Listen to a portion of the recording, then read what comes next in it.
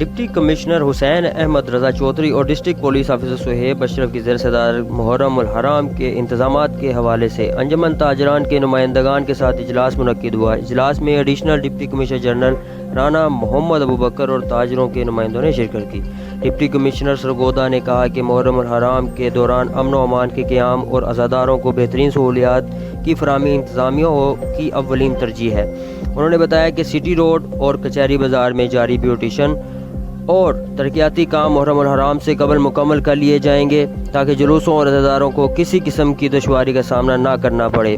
پیسکو حکام اور تاجروں پر زور دیا گیا کہ بازاروں میں بجلی کی تاروں اور دیگر رکاوٹوں کو فوری طور پر درست کیا جائے تاکہ تعزیوں اور جلوسوں کی گزرگاہوں میں کوئی مسئلہ پیدا نہ ہو۔ ڈپٹی کمشنر نے کہا کہ جلوسوں کے روٹس پر صفائی ستھرائی، روشنی اور دیگر بلدیاتی سہولیات کو یقینی بنایا جائے، جبکہ متعلقہ محکموں کو ضروری ہدایات جاری کر دی گئی ہیں۔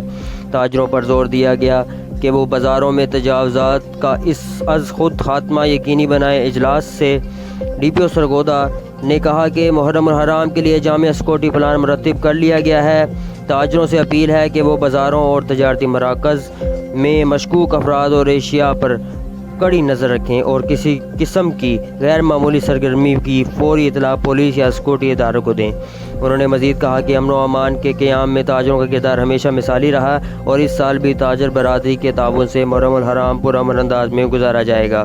اجلاس میں انجمن تاجران کے نمائندوں نے انتظامیہ اور پولیس کے ساتھ مکمل تعاون کی یقین دہانی کرائی اور محرم الحرام کے دوران امن، بھائی چارے اور مذہبی ہم آہنگی کے فروغ کے لیے ہر ممکن کردار ادا کرنے کا عزم کا اظہار کیا گیا۔